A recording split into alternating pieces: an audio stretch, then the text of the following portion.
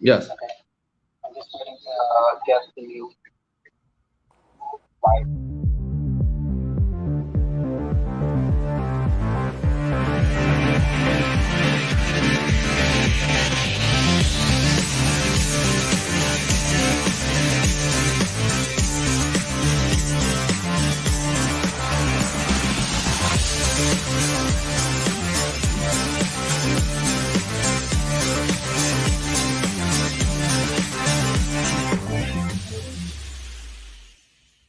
Muy buenas tardes a la afición de HipicaTV y también a la afición de EquinEdge. Bienvenidos a este show de pronósticos para el Late Pick 5 de hoy, viernes 8 de julio, para el hipódromo de Gulfstream Park.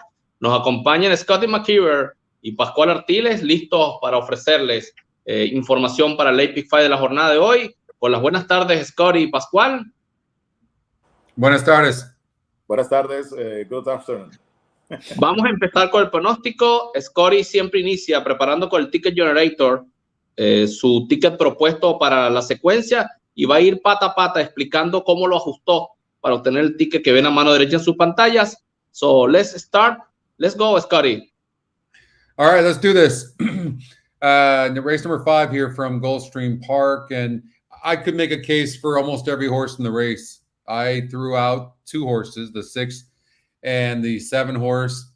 I kind of like the 5 horse Star Weaver a little bit, but it is moving up in class. But you can see it's got a nice record going 5 furlongs in the synthetic.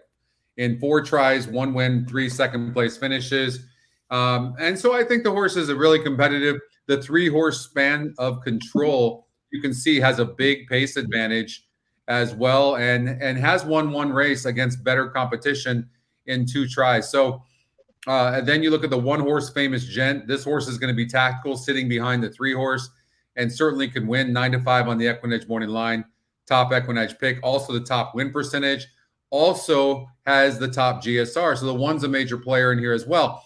Check out the 2 horse Quite Ready, 5-2 on the EquinEdge morning line from a 15-1 odds makers morning line. It's just that kind of race. So I decided to cover 6 of them in all. Así es, ahí Scotty hablaba de lo que es la quinta carrera en el hipódromo de Gulfstream Park, iniciando la secuencia del Late Pick 5, el ejemplar Spanish Control, un ejemplar que, como pueden ver en el pace, la columna pace, que es la velocidad para el paso de la carrera, tiene 65. Esto le da una ventaja estratégica a este ejemplar para controlar la velocidad de la carrera y pudiera crecerse adelante. Sin embargo, el 1 Famous Gent es la primera selección de los Picks, de las selecciones de EquinEdge.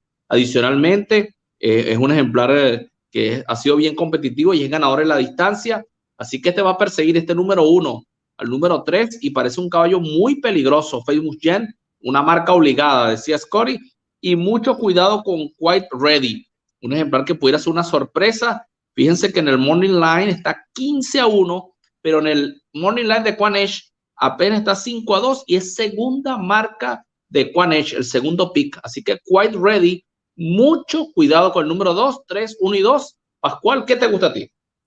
Me parece que las escogencias están bien. Creo que el número 3 es la velocidad de la carrera. Creo que se vio bien en la tapeta. En la última lo llevaron a la arena.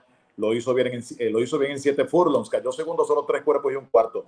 Hoy lo devuelven a los 5 furlongs, lo devuelven a la tapeta y me parece que con Marcos Meneses, Pedro García podría ganar esta tarde. El otro aquí que me llama la atención es el número 8, Handsome Prince. Ernesto Ochoa tiene 2 caballos en esta carrera. Este número 8 con José Morelos. Las 2 últimas carreras han sido en tapete y lo ha hecho muy bien. Y fíjate que Morelos prefirió no repetir la monta del número 2, el de Jorgito Delgado, y prefirió montarse en el de Ernesto Ochoa. Y claramente el número 1 con Leonel Reyes y Daniel Pita es una marca obligada en esta carrera. Así que no tengo ninguna diferencia con Scotty sobre esta carrera número 5. Por cierto, 1 minute. Happy birthday, Mr. Alfredo. Happy birthday for you. That's right. happy birthday. That's right. Happy birthday, Alfredo. Thanks, guys. Right. Muchas gracias. Pascual agrees with right? Scotty about the horse. The race is a wide open race. Pascual likes the 1, likes the number 8 and the number 3. And is not, against the number 2, no está en contra del número 2 y le gusta el 1, el 3 y el 8. Así que estamos sintonizados en esta carrera. Let's go to race 6. Vamos a la 6ª carrera en Gulfstream Park, segunda parte de la secuencia. Escuchemos a Scotty. So we got a state-bred maiden special weight race for fillies 2 years old, and you know they can be temperamental. They can break out of the gate slow. I do like the post position of the 6-horse. First-time starter, Marvelous Lady, EquinEdge second pick. If you look at the pace here, the EquinEdge pace, the 2 and the 3, they're both fast, but I do think the 3-horse is faster than the 2. So the 3 could get away, and then the 2-horse is going to improve second time out. I believe that, and could be tough. It looked to be winded to me, made a move, and then stopped. So I think, and then not only that too, this horse has a nice GSR, Val's Gal. So you can't leave out the 2, although it lost to the 3-horse last time out, but not by much. But the first-time starter, Marvelous Lady, this horse could be very tough. First-time starter, Safi Joseph Jr. and Junior Alvarado, they're 29%. Look at that. Junior Alvarado's 13% normally, and he's 29% in 69 races with Safi Joseph Jr. So I spread out 2, 3, 6, 8, 9, but I was almost going to single Marvelous Lady, the 6-horse, but I think the speed of the 2 and the 3, second-time starters can often improve, so I couldn't leave them out. Así es, Cory hablaba de la oportunidad tanto de Val's Gal, la número 2, como de la número 3, Ripley, pero a él le gusta mucho Marvelous Lady y la debutante. Sin embargo, son potras que al comienzo explicaba que pueden ser temperamentales, pueden brincar lento. Sin embargo, Junior Alvarado y Safi Joseph Jr. tienen 29% de efectividad juntos. Es la segunda selección en EquinEdge, el número 6, Marvelous Lady. Y Junior Alvarado es particularmente efectivo con Safi Joseph, 29%, cuando normalmente tiene 13% de efectividad. Si no fuera un debutante, probablemente Scotty lo hubiera usado como un single a la número 6, pero para asegurar, colocó al 8, al 9 y al 2 y al 3 que le gustan mucho, Val's Gal y Ripley, que van a salir a luchar la punta temprano, y el 2 va a mejorar bastante y el 3 tiene velocidad, así que para asegurar 2, 3, 6, 8 y 9. Y escuchemos la opinión de Pascual sobre esta carrera. Esta es una jornada donde vamos a ver cosas interesantes. Por ejemplo, Chantal Sutherland por primera vez monta un caballo de Mark Casey, el número 10 en esta sexta competencia. Edwin González, que normalmente es el jockey oficial de Mark Casey, prefirió montarse en el 2 de Ralph May, que claramente sus caballos mejoran muchísimo cuando pasan el debut y van a su segunda presentación. Creo que el Arindel tiene una buena oportunidad de ganar la carrera. Claramente Ripley ya ha corrido un par de veces y eso le da una oportunidad porque ya sabe lo que tiene que hacer, pero me llama la atención que Edgar Sayas no se haya montado en un debutante de Safi Joseph y haya preferido hacerlo con el otro del Arindel, que lo presenta Carlos David, que es el número 7 en la carrera. Yo creo que o gana el Arindel o responde Safi y sale ganando como debutante, o ya de allí en adelante, Alfredo, no sé si el caballo del Ralph Nick, si la potrilla del Ralph Nick pueda mejorar lo suficiente después de su primera presentación para salir ganando esta tarde. Pero bueno, en las escogencias estoy bien, incluso pendiente con Antonio Sano, que la semana pasada debutó un buen potro, lo hace hoy con esta potrilla que costó $27,000, pero bueno, sí me llama la atención que Chantal Sutherland esté montando una potrilla de Mark Casey. Así es, muy pareja la carrera, tough race por Pascual. He thinks that Ripley, number 3, or Shiloh, number 7, from Arindel Farm, del Arindel pudieran el número 3 o el número 7 ganar la carrera, or Safi Joseph Jr. through Marvelous Lady, la número 6.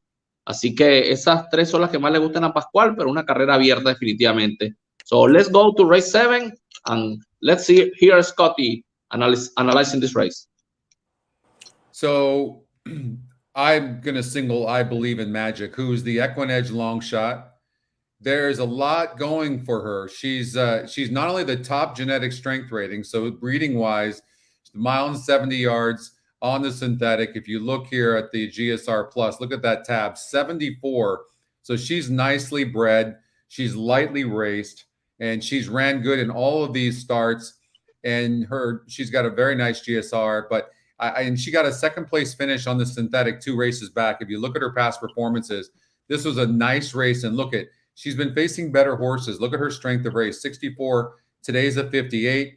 What I like about her is she's tactical. She's the second fastest horse in the race next to the 3 horses coming off of a layoff. She's got more class. She's got a better GSR. I think, and look at her SOR too. Her SOR is 64. So I think she's going to be sitting in second place right behind the 3, get a perfect trip. and pounce on the 3, and hopefully nobody comes from behind and beats her. But I think she's a single. Así es, Scotty le gusta como una base I Believe in Magic, la número 6, la que conduce Miguel Vázquez para Ronald Spatz, explicaba que aparte de que tiene un porcentaje bueno, 19% en el win percentage, es el long shot de los picks de EquinEdge en la parte superior de la pantalla. El GSR, la fuerza genética, es la más alta de la carrera, tiene 71. El Strength of Race, el SOR o SOR, en las siglas en español, es 64, es el más alto de la carrera. Es un ejemplar que sin duda ha enfrentado a mejores. Pareciera tener bastante clase. Yo en lo particular también me gusta muchísimo I Believe in Magic. El único miedo, en mi caso, Mia Camila es la única que le veo como enemiga, pero I support Scotty. I Believe in Magic should win this race. Debería ganar I Believe in Magic. Vamos a escuchar a Pascual y su opinión de esta base. Sí, ciertamente viene bajada de agrupación. La vez que corrió la tapeta lo hizo en esta misma distancia que lo va a hacer esta tarde con el propio Miguel Ángel Vázquez, que retorna a la conducción y de verdad que perdió un imposible en esa oportunidad el 9 de abril. El hecho de que venga bajada de agrupación es lo que le da una oportunidad clara. No es descabellado jugarla como una base. Mia Camila, por supuesto, tiene una buena oportunidad. Viene de ganar, la bajaron. En esa oportunidad Quiquito la subió a la milla y 16 después de haber ganado en 7.5 furlongs en tapeta, en grama, perdón. Ciertamente sus actuaciones en tapeta dejan mucho que desear, pero en esa oportunidad ganó muy bien y Edgar Pérez repite la monta. Y si quieren buscar algo bueno para las exóticas, Leonel Reyes se baja aquí de 2 yeguas y se monta en la de José Garófalo, la número 2, Yolanda Sprite, que siempre está allí. Parece que no, pero siempre está allí. Viene de 3 segundos puestos consecutivos, 2 de ellos con la conducción de Leonel Reyes. Prefirió montarse así. Así que si buscan un long shot en la carrera, yo creo que podría ser Yolanda Sprite, pero me gusta la base. Así es. Así que Believe in Magic. I Believe in Magic es para ganar esta carrera. Let's talk about Race 8, la 4ª carrera del Epic 5, la 8ª carrera de la jornada. 8.5 furlongs sobre la tapeta. Scotty, Love Her Lots. Number 4, la número 4 como base del ticket, en lo que vemos en pantalla. Vamos a escuchar a Scotty. Well, she just faced Running Legacy 2 races back on the synthetic going 1 mile and 70 yards. Gets more distance. That won't matter. She to me looks much better than the rest of the field. She doesn't have any speed, but because the one horse has all the speed. If you look at that, an 87. I mean, unbelievable pace advantage for this one horse. The one horse will take them as far as she can take them, but the best horse in the race for sure is Love Her Lots. There's, it's not a huge field. There's a field of 9, and a lot of them are going to be coming from behind. So she's got some class as well. I think she's going to be really tough. It's going to be very interesting, though, to see how far Mi Negrita takes these up front. Maybe the one horse can be in the money, but I think that Love Her Lots is the horse to beat by far. That's what I think. Así es, Scotty hablaba de Love Her Lots, la número 4, el ejemplar que piensa que tiene mayor jerarquía en el grupo. Ha enfrentado ejemplares bien competitivos, entre ellas al Dear Running Legacy, a la que la derrotó en la oportunidad que se encontraron en la pista sintética. Por eso le gusta tanto Love Her Lots.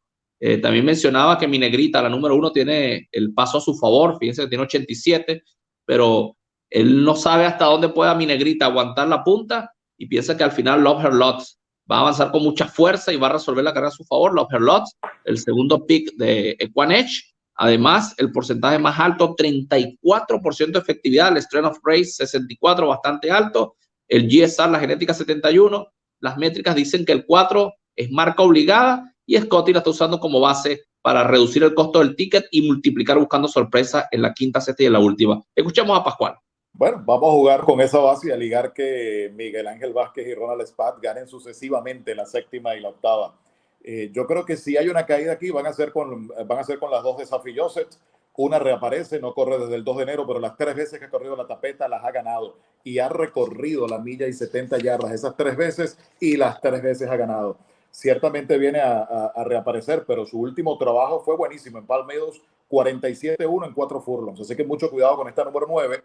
Que montan a Edgar Pérez. Por eso que si analizan las carreras hoy van a ver muchos jockeys donde no los habíamos visto generalmente. Edgar Pérez apenas por segunda vez va a montar en el establo de Safi Joseph Jr., que tiene otra presentada en la carrera, que es la número 10. Si se cae la base, sin duda va a ser con algunas de las de Safi Joseph, a mi manera de ver las cosas. Así es, las enemigas. The enemies to love her lots. The two fillies from Safi Joseph Jr. barn. But let's see. He likes also love her lots, so it's a good single para el Late Pick 5. Let's talk about the final race of the day, race 9, to close the Late Pick 5. The distance 1 mile and 70 yards over the tapitas, 1 milla y 70 yardas sobre la superficie sintética. Scotty. So check out the 3 horse. Initially I thought maybe the 6 horse Rubisa could be a possible single. I think this horse is going to run good on the lead. Has a very big pace advantage. But look at the jockey trainer win percentage on the 3 horse years ago, who's Joe Orsino. This horse didn't run very good last time out, right? But this horse was not meant to run good last time out. Steadied early as well, and now stretches out. The horse wants to go longer. It's very interesting anyways. And then if you look at the 4 horse, who's our EquinEdge's top pick, 32% jockey trainer combination with Safi Joseph. So Safi Joseph could have a good day today. I decided since I liked a couple of singles, I decided to cover the 3, 4, 6, 7, 8, and 9. Así es, Scotty hablaba en principio de la yegua Rubisa, la número 6, que es la más rápida, el pace 70 para Rubisa, con Emisario Jaramillo y Gilberto Serpa, una dupla de 17% de efectividad. Él pensaba que pudiera ganar de punta a punta. Hay que colocarle las combinaciones. Sin embargo, él dice que el 3, Years Ago, el Strength of Race, 60, el SOR es alto. Edgar Pérez con Joe Orsino, 42% de efectividad. Así que el 3 también es un ejemplar con mucho chance y puede ganar con un buen dividendo. Él como colocó 2 bases en la 7ª, el 6 y el 8º, el 4, él decidió cubrirse en esta carrera colocando ejemplares de buen dividendo. También colocó a la número 6, al 7, al 8 y al 9, y también a Sweet Actress, que es la que tiene el porcentaje más alto, del 20% de efectividad Sweet Actress. Así que Scotty reforzando en la última carrera. Escuchamos a Pascual.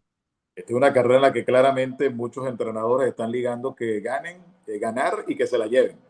Porque fíjate, la número 3 viene bajada de agrupación, la vienen bajando de agrupación. El único detalle es que nunca ha ido a la milla y 70 yardas. La número 5 también la vienen bajando de agrupación, pero nunca ha corrido tapeta.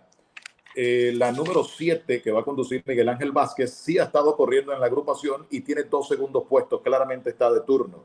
Mucho cuidado con la número 9 y esta yunta de Jesús Ríos y Rodolfo García en la última carrera de hoy.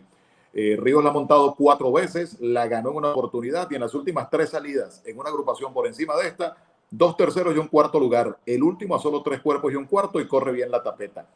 Me parece que Scotty está haciendo lo correcto, multiplicar en esta carrera buscando o que gane el que en teoría va a salir como el favorito o que venga un buen golpe y ponga a pagar esto. Así es, for Pascual, he agrees, wide open race. He likes that you are using your long shot and several picks to reinforce the last race. The ticket, what you see at the right of your screen, a la mano derecha, el ticket propuesto por Scotty por $90 para el Late Pick 5. Los esperamos mañana cuando estaremos en otro show de pronósticos para EquinEdge y a través de HipicaTV. Hablamos muy pronto. Hasta mañana. Happy birthday. Hasta mañana. Happy birthday. Happy birthday. Thank you. Ya está. All right. What's up, old man? What are you doing for your birthday today? I'm working. Are you You're seeing me? working. I'm working. Good. How are you doing? And you are traveling this Sunday, right? Tomorrow, we leave tomorrow night for Spain. Tomorrow night. So, okay, that is the reason that you are able to do the show tomorrow because you will be at your home at that time. Okay. Yeah, we're going to leave tomorrow. We don't leave till, like, I don't know, 10:30, 11 o'clock out of Miami, so. Well, we were close to 3,000 people watching the show. That was good. That was very good. Yes, and we're still working to add more contents to HipicaTV that will help, of course, every content that we put here, including this show. So you are this week, despite the difference of the time zone, I imagine you are not losing the shows, right? Yeah, no, Justin's going to cover a couple of shows for me, and then plus I don't know yet. We might still do the shows next week. Okay, if not, Justin is going to do it. Possibly, yes, but we're going to do them either way. Okay. I might do them, but Justin for sure will do it. Listen, look at this. I wanted to show you. There's some minor tweaks being done here, but this is going to be the new dashboard.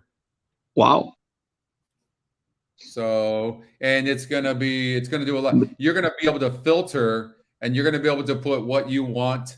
Like the upcoming races, like if you're on tablet or you're on mobile, this will slide up above there, and you can choose. It'll show you if there's any price plays or any kind of advantages with a GSR that's really high, or an SOR that's really high, or a pace that's really high, and you can filter what you want to see, what tracks you want to see. You'll be able to filter. It's hopefully it's going to be really user friendly, and you can see we made a lot of changes to it.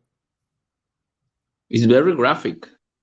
Very, very. I really wanted the pictures of the tracks up front. These aren't the actual pictures. There'll be some other ones, maybe the Canterbury and the Evangeline Downs, but yeah, we want to make sure that we're kind of showing the feel for the track. You know, when people have ever gone to the track and they show up there, how it makes them feel. Well, I'm leaving.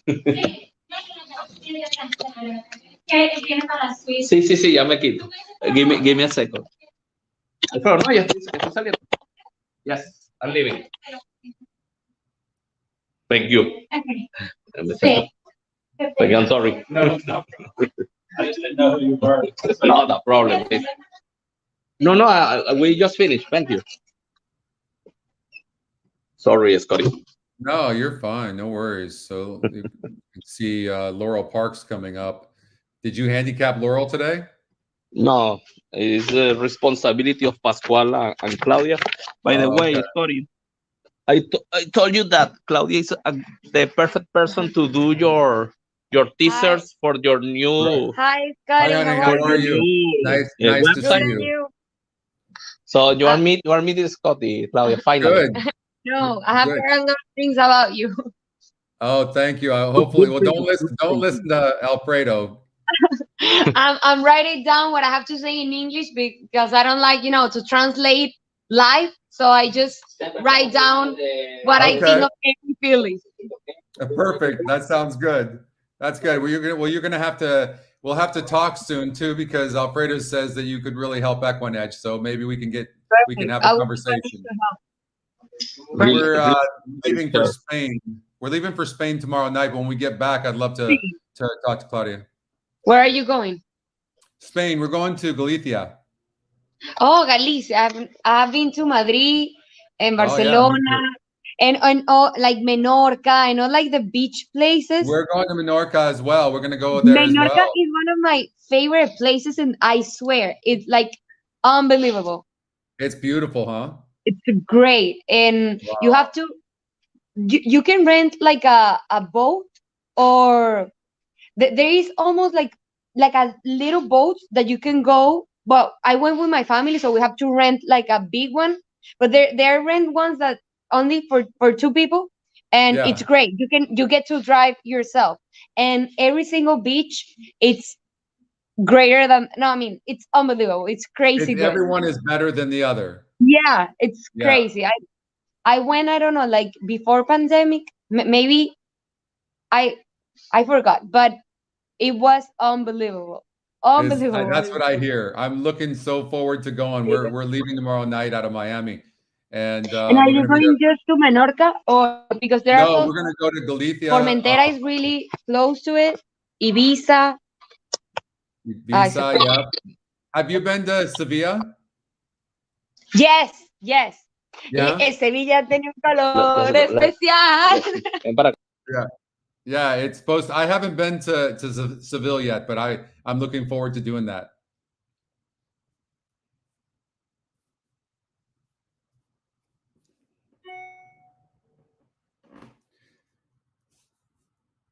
All right. Well, we lost the We lost them. Big thank you to, oh, Alfredo's coming back. Okay. Let's see. Okay. We got him back. Sevilla is wow. Sevilla Yeah, is is it beautiful? beautiful, and I mean, the people of Sevilla is the best. They speak differently, and they're always like singing and dancing. And so the people in Sevilla are, oh my God, you want to stay there. Well, that's what I hear. And then have you seen, they do like a celebration too. I don't know what it's called, but they do like a dance, like where everybody's. Yeah, la Macarena. Yes, yeah. Well, they're all dressed up and they like, yeah. It's flamenco. It's like A lot of flamenco, of course. yeah, but I mean Sevilla, the people. Menorca, the water, and the whole Spain, the food and the wine. It's The food. You know what we had? So Anna and I, my girlfriend, we had a bottle of wine and we had like 10 tapas, and we had for 13 euros.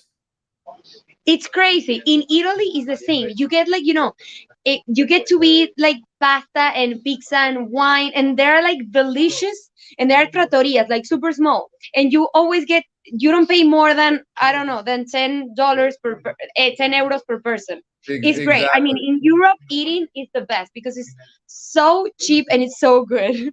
You know, another thing too is that when we went back there, I ate bread every single day. We were eating, and never gained a pound. I did not gain 1 pound. Because you're walking the whole time. You're walking, but they don't put preservatives and stuff in the food like they do here. Yes, I know. And everything is like normally, for example, in Italy, they when they do like a salad or the olive oil or anything, they are like doing the things, like in the backyard. Yes. So they take it and they cut it and they put it on your plate.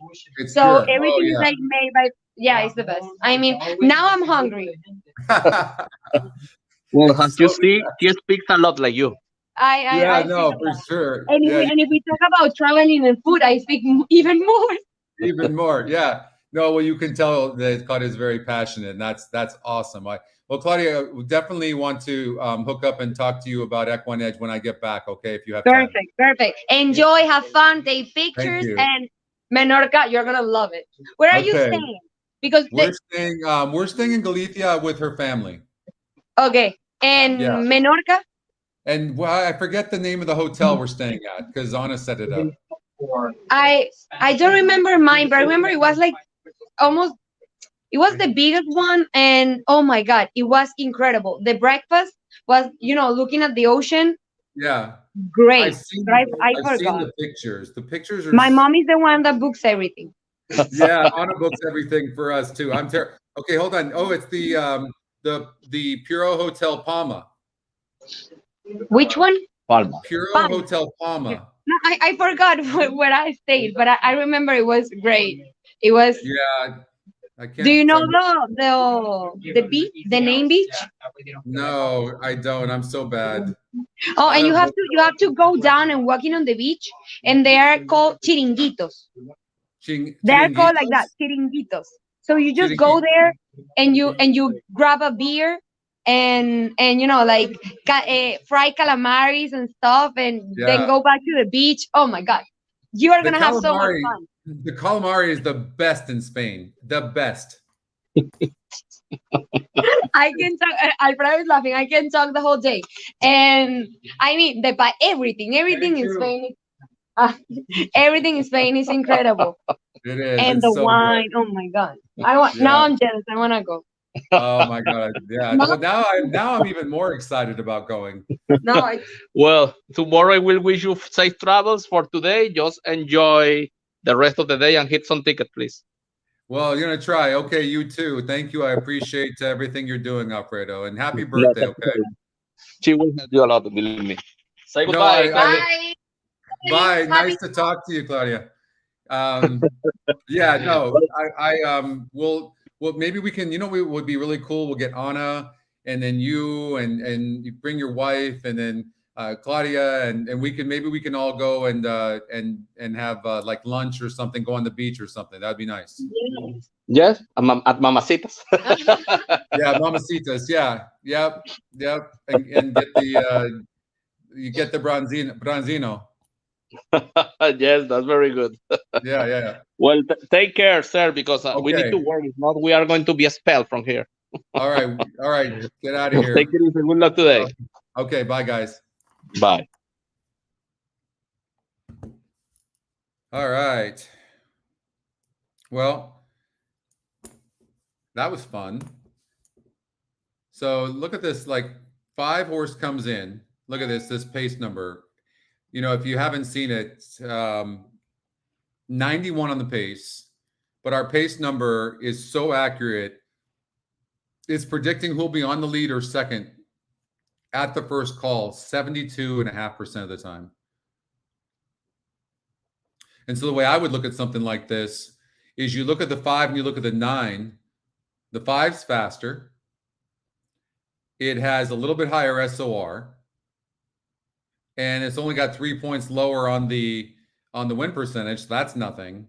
So you would, unless another horse was going to duel with the 5 horse, then you would imagine that the 5 would be tough to beat, right?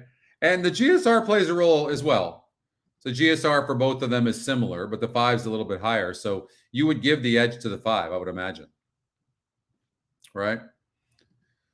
I was going to play a pick 5 over at Belmont Park, but I didn't get a chance to really put that in. I did play the pick 5 that we gave out on the Hippica show. I did do that. And let's see how we would have done. I don't know if I put it in or not. Let me see here. See if it pops up. So what's interesting, this is what's amazing. Look at the 4 horse. So the 4 horse has got the top pace number. It's got the second top GSR. In a wide open race on win percentage, it's about equal. And look at the EquinEdge morning line. It's 5-1. So, I mean, but I don't know that I couldn't have keyed in on the 4 or anything like that, but the 4 is a player for sure. Right. And then you take a look at the 2 horse. The 2 horse is 13%, but it has a weaker EquinEdge morning line. It's not the EquinEdge long shot, and it's got a low GSR. So, you know, maybe you can throw out a horse like that. It's easy to say after the fact, but, you know, it's not just about the win percentages. You have to remember that. It's also about the SOR and the GSR, and the pace are big factors. I would argue that if you said to me I had to choose between maybe I could take the SOR and the GSR and pace and I couldn't have the win percentages, I'd probably take those over the win percentages if you forced me. Luckily, we don't have to choose, but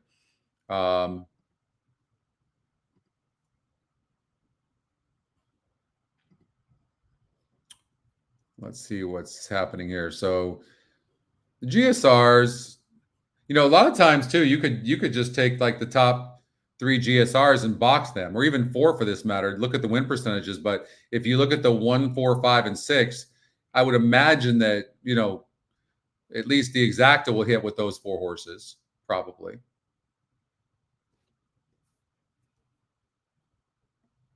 Let's see here.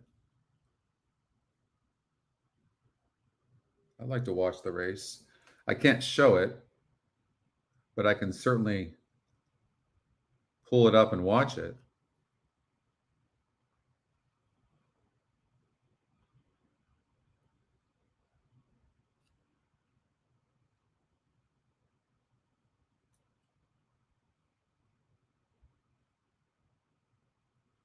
So they haven't gone in the gate yet, but so the best way to maybe play that is, first of all, you look and see, of these 4 horses, who's most likely to be first, second, or third, right?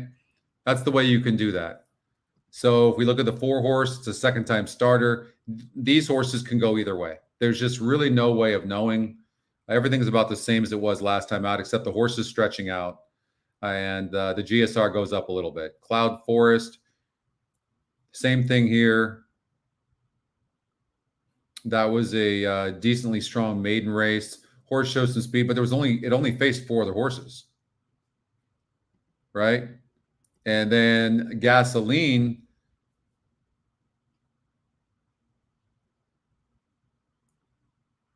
eight furlongs, and so this is an expert at and they're at the gate, but this is an expert at going a mile on the dirt, and now it draws a perfect post. So yeah, I would say that the 6 horse is likely to be first or second. So I would do like 6 over 145, right? Over 145 trifecta.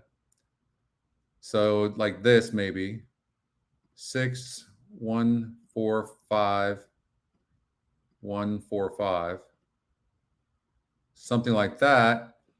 And then I would come back with an exacta to cover it, you know, like 1 4 5 with 6.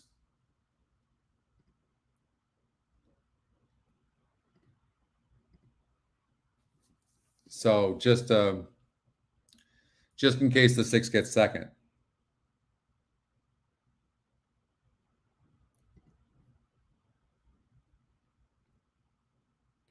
What did it pay, Scotty?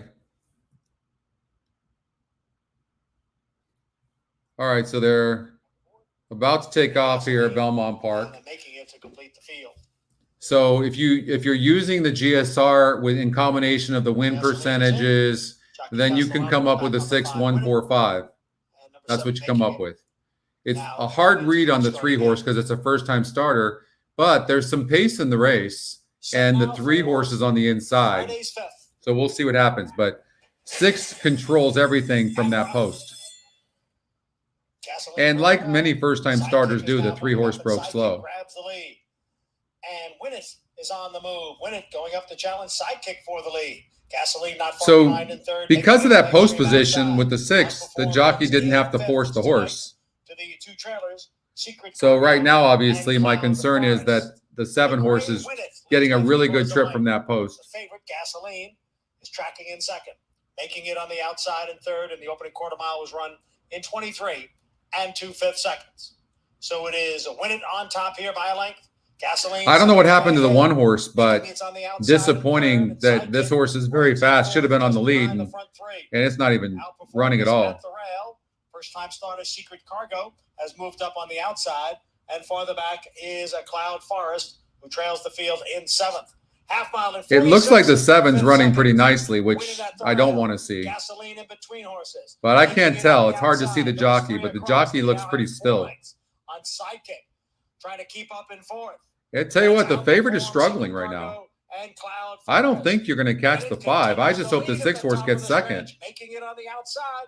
Gasoline is now back running in third. Sidekick is down at the rail. So it's Winnet holding the lead here over Making It. Winnet is in front. And sometimes you should just do an exacta box, right? And then you're going to get the 4 and the 5. But it's exactly what we talked about. You would imagine that the exacta would hit. So this is just me betting bad, right? That's nice profit.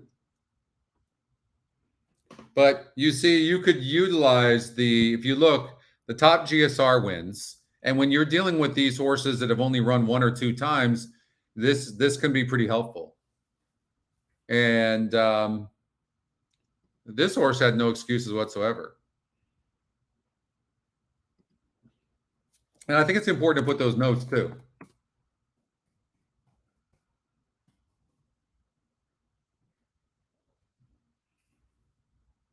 But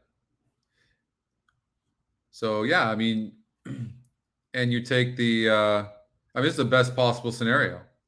You got this 3-1 over 10-1. And, you know, sometimes betting can really help you. Sometimes, well, you have to understand if horses are being bet that are supposed to be bet, no big deal. But it's horses like this, like the 4 horse, who's taking action, which there's a high likelihood that this horse is going to improve. And that's exactly what happened. I'm doing a show tomorrow at 12:15 Eastern time, covering Woodbine, covering Laurel Park, covering Gulfstream Park. And so hopefully you can tune in tomorrow. And we have a free week as well to try EquinEdge. No cost at all if you want to try it out. And I highly recommend doing my coaching classes. Those coaching classes really make a big difference in learning the system. But I'll stay for this Woodbine race, and then I'm going to skedaddle.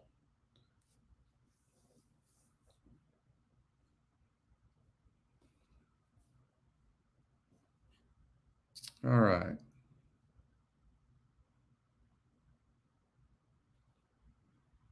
Was there a late pick 5? No, that started in the last race, didn't it? Yeah, it did.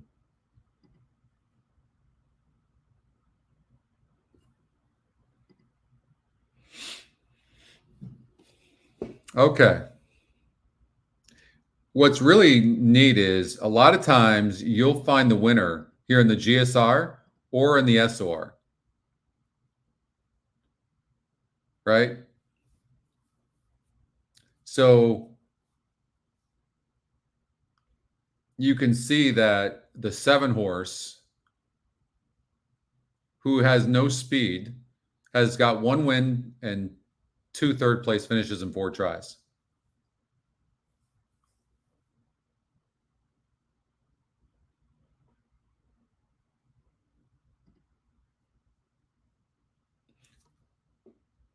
Yeah, I saw a couple horses yesterday win that were low GSRs like this 2 horse is, but it doesn't happen often. The horse is 21%, but I don't know that this horse is going to like this short a distance, and the system is saying that it probably won't. But a lot of times you wonder, well, why would they put a horse in this? Well, one, they don't know, and 2, sometimes they're trying to keep the horse in conditions, and that'll happen. So, this is a horse that's 3-1 is one you could maybe throw out to not run as well because of that GSR. I love Woodbine races. You never bet a horse like this, like the 7 horse. This 7 can win, but 7-5 on a horse that the system said should be 2-1 and is 25%. When you do that math, there's just no value. If you bet those, you're likely to win 1 out of every 4 of these races. And if you do the math, then you would be losing your butt. It'd be a negative ROI by probably 50-60%. So, and you can see, look, this horse has been the favorite 1, 2, 3, 4, 5 times here in the last 8 races and won 2 of them. I mean, right there is horse tries. And last time, same conditions, same post. Looks like this might be a little bit easier field, but this horse is 10 years old as well. So 6-5 on this horse, 25% to win. No bueno. And not to mention, and this horse did, come from behind, but it wasn't that far back, 3.5 lengths back. But projected here, so we'll go here. I'm just curious what the pace scenario was in this particular race. Let's see here. So there was there was pace. And this horse was actually close to the pace, considering. That's really interesting. Look at this, 95, 81, 73. I mean, there's some pace in there, and this horse was pretty close. It's a bit surprising. So this horse is a trier, for sure. Lost to a horse called Warp Ride, who was first time on the turf. Had turf breeding as well. So decent horse. Same with the 3.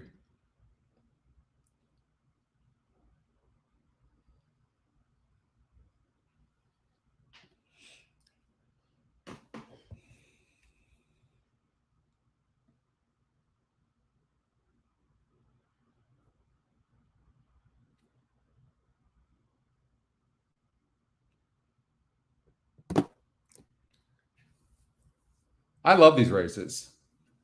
And most of the time you can pretty much bank on front runners to win the race. And this horse beat an easier field last time out. No question this is a tougher group. But I also think with this horse, you can see its best races are like, well, it got the lead, and it's going to get the lead here as well.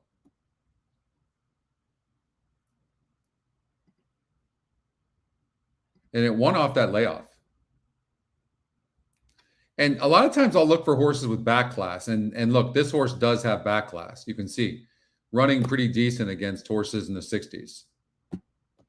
And now it's going to get the lead. Gets a new trainer. Horse get claimed for $15,000 last time out. Look what he does. This is a good trainer. 20% trainer. And he takes this horse from a 15,000 claimer and puts it up here for an optional 40,000 for a $55,000 purse. And this horse is one of the favorites. So, and that was a 56 group. So this is a little bit tougher. A little bit tougher.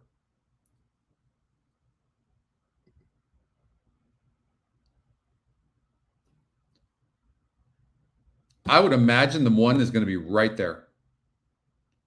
Right there. This is a wide open race on paper. This is an easier group for the 7 horse, though. I will say that. It definitely is an easier group. But there probably won't be a pace duel.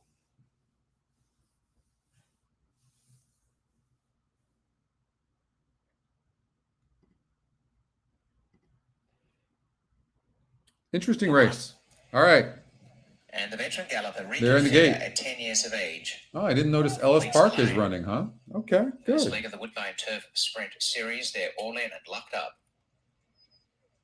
Where they race, Sunspear won the break. Away sharply, Reconfigure and Southern Flash. Coming up the rails, Super Success, Niagara Skyline Tracks, and last early in a bunch to Fair, Salvatore Mundi. And Sunspear broke out in front by a length to Super Success, tucking in well on the inside of Southern Flash. A little wider is Reconfigure. Niagara Skyline parked up on the inside of Salvatore Mundi. They race along to the 3/8 and chasing Sunspear, who leads by over a length to Southern Flash. Super Success. The chance of the 5 horse winning, because it's used to having the lead, is just, I don't think, very likely. I wouldn't be surprised if 6 horse goes gate to wire. Really good job by the jockey getting this horse to the lead. 5's just not one to really pass horses. Reconfigure now putting momentum into the finish is coming at them. And the leader still Sunspear, Silent Flash, Reconfigure, Salvatore Mundi finishing on. Silent Flash has gone to the front. Reconfigure flinging home. Reconfigure on the outside in a head bob.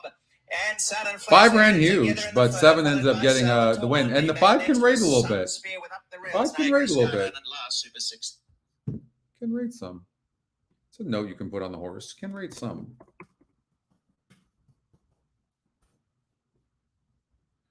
But yeah, seven just, had a perfect trip all out. And I mean, barely got up there and ends up going off at 2-1. So, but Ellis Park coming up. See, I don't think we have any. Are they in here? Let me see here.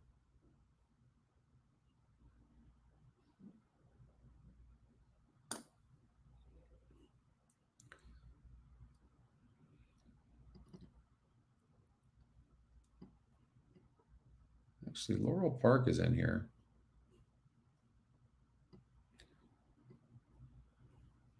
Yeah, maybe I'll play a couple of races. Throw some money in my account. Why not? I got nothing else I'm doing for the next half hour. All right.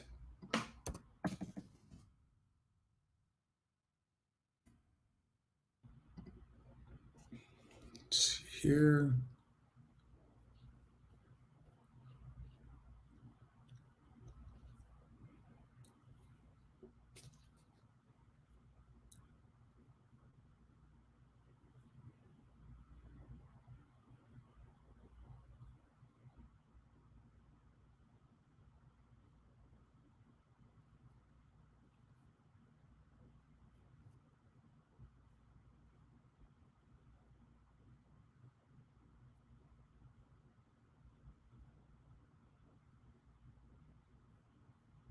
What's up, Patrick?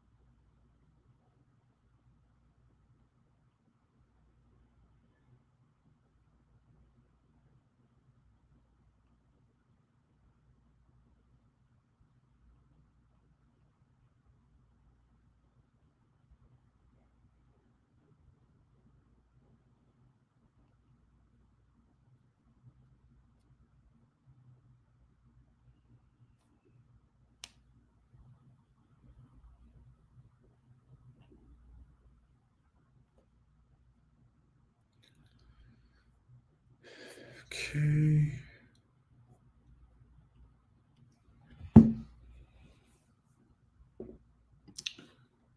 Might as well.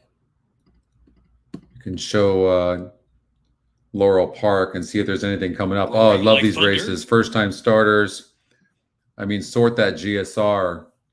It's just incredible. Majesty's Freedom and I might just do like you got the 6 horses, top EquinEdge pick 29%, but I might just do like a 5, 7, 8 exacta box. Take the top 3 GSRs. You never know.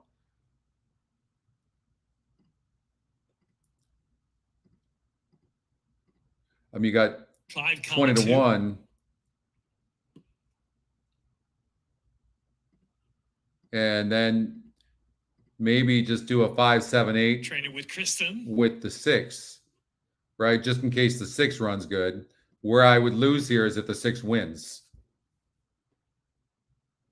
Majesty Freedom is 9 to 5. 1 out. Train it with Kristen.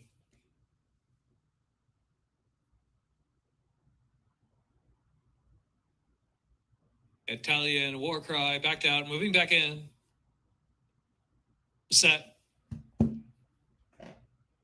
And they're off. Lady Serenity, very fast. First filly away. Lady Serenity from Majesty's Freedom. Training with Kirsten. Firing up on the outside in 5,2. Italian War Cry on the inside already. 5 to 6 off a speed back to Roaring Like Thunder. And Spencerian trailing the field. Lady Serenity rolling along a 6-length lead into the far turn run. She's going real quick. Wow. Majesty's Freedom in second.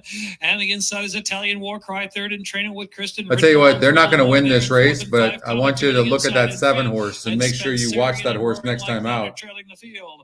Lady Serenity popped the latches on top with a 1/4 mile to go as a 5-length lead. That 7 can run for sure. Broke slow, was in between horses, but definitely one to watch. The inside is 5,2 with a furlong left to go. Impressive run by the 7. Trying to carry that speed very impressive.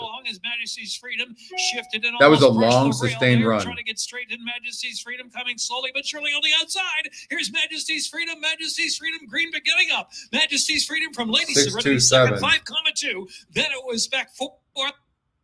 Definitely watch that horse. That was impressive.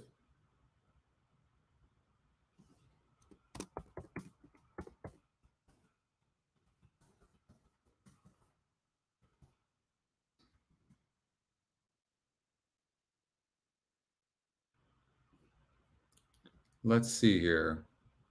Los Alamitos, race number 4. And so the 2 horse, interesting, gets 117 pounds. Huh. I mean, you can see it's a tough race on paper, but that's very interesting. Look at the 7 horse, 40%, top GSR by 7 points. I would imagine the 7 is going to be tough. I agree with you. What's interesting too about this 2 horse is it's the EquinEdge morning line as well. I mean, it's just a wide open race. I mean, really, this one looks terrible. Excuse me. This one looks terrible. It's the EquinEdge long shot. It's 5 to 2 on the EquinEdge morning line. You have a first-time starter that hard to read. Mr. Freebie, the 1 horse, looks terrible.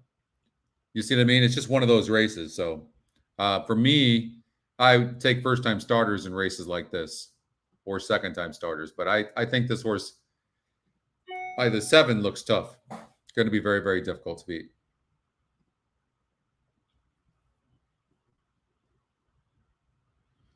All right, Gulfstream Park.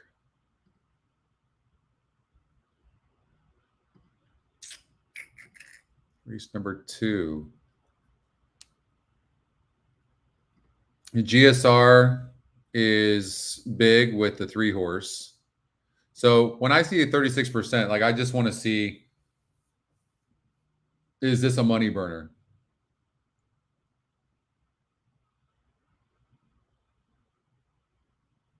Top EquinEdge pick. It's definitely facing much easier. I think the 5's a runner in here. I do, but in 13 tries going 8 furlongs in the dirt, it's got no wins. But that's against an average of a 59 SOR group.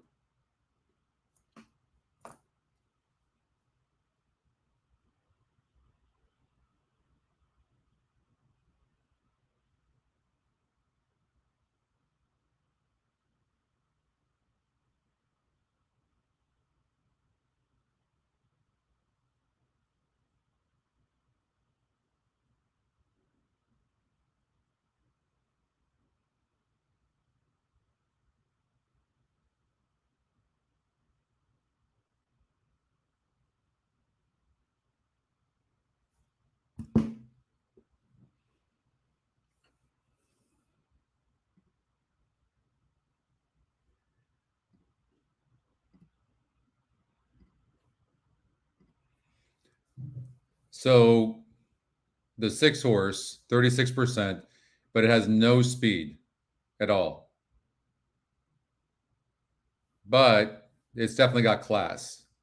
And so that'll move the horse up for sure. So even though you see a 31 here, this horse could end up being right behind the 5 horse in second place. But the 5 horse certainly can be tough on the lead, but we've seen this scenario before with this guy, end up having to get second with an easy lead. But make no mistake, this 5 is going to be on an easy lead in front. 2 might go, but 2's just been stopping.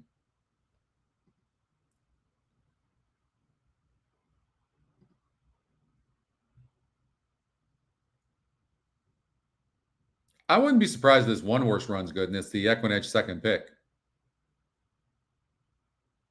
Yeah, I mean, 5 horse at 5-2. I don't think I could take it. I think I would probably just go with the 6 horse. But man, 0 for 13 at the surface and distance. That's kind of a tough one to overcome, isn't it?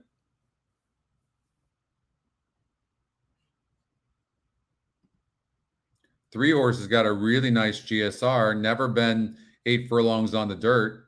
Broke 10th last time out. Steady in the first turn. At the gate. I mean, maybe we're giving up on this 3 horse too soon. Race number 2, starting leg of the Maybe. pick 4. Claimers at a 1-mile trip. Raspberry Ballet is the public pick here under Jackie. I'm going to do a 3-6-5 exacta box. 3-5-6. Up are the gray Dream I think the 3 might run good. And from the outside, Raspberry Ballet. Raspberry Ballet and the second. They're at the post. And they're off. Clean beginning for Dream Adriana, who's put into play to take the lead. Statia's Ruby's going to try to run with her. Down at the inside, Look Up to Heaven is sent through. In between them, it's California Gigi. Raspberry Ballet is ahead of 1 in the early stages, and that's Creme Caramel as they run out of the chute. Luca Panici and Dream Adriana set up shop on the lead. They're clear a length and a quarter. Raspberry Ballet latched down to her on the flank of the leader in second, and at the rail, that's Statia's Ruby third. Edgar Perez angles California Gigi to race in fourth now. 3 better than Creme Caramel, and Look Up to Heaven is last. Opening quarter was 24-2 as they have less than 5 furlongs to run. It's Dream Adriana in front by almost 2. Raspberry Ballet on a loose rein to keep pace second. At the rail, Statia's Ruby third. California Gigi is fourth and being given the green light to launch a bit of a bid now. And it's a gap of 4 to Creme Caramel, and Look Up to Heaven is last. Round the floor turn at the 3 furlong point. It's Dream Adriana in front. Barrios getting after Raspberry Ballet. She's still second. From the outside, that's California Gigi third. At the rail, Statia's Ruby fourth with 5/16 remaining. These top 4 have 4 on Creme Caramel, who rallies from fifth. Out the back is Look Up to Heaven as they run past the quarter-mile pole. At the rail, it's Dream Adriana still in front. Raspberry Ballet not going away. She's right alongside. Raspberry Ballet is now up to take a narrow lead. Dream Adriana is back to second. Come on, 3. California Gigi farther outside. Come on, 3. Final 16th of a mile. Beat this 6. Raspberry Ballet has the lead. California Gigi launching a late bid on the outside, but she's second. 9-1. Raspberry It's okay. Ballet 6-3. Raspberry Ballet wins over California. See, we just took a Gigi. 9-1 shot, and we turned this into a really big payout. And that's how you utilize the odds and you utilize the metrics together. We have a GSR that's 69. People can't really see this because the horse has never gone this surface and distance before. So the GSR, if it wasn't for the GSR And by the way, I didn't even notice it was EquinEdge's long shot. But if it wasn't for the GSR, I never make this play. Never make this play. So that's pretty cool.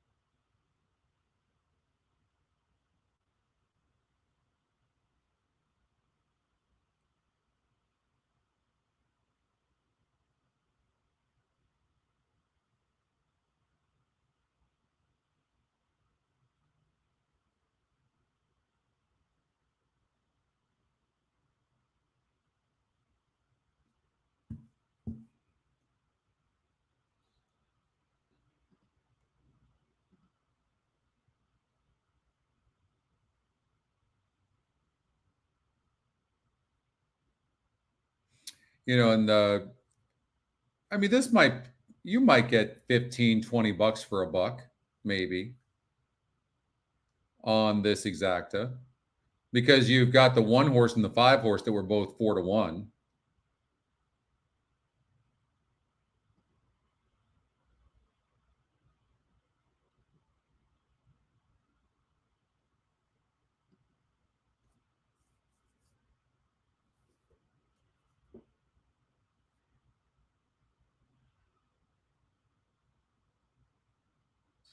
To lose by about a half a length.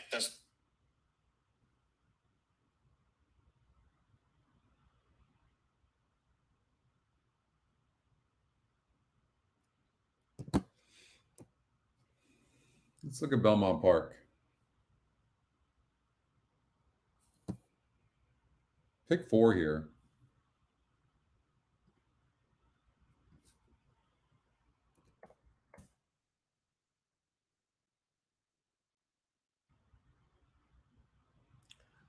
So system's using 3, 4, 9, 10. So if we sort the GSR, so when you're talking about a race where the top win percentage literally is what? 24%. Top EquinEdge pick. It's a price play as well. Horse seems to need the lead for its best. It has come from behind before, though. But most likely from this post position, I would imagine it's going to be sent. But when we take the pace, clearly the 6 horse is very, very fast. If we sort the SOR, it's pretty equal.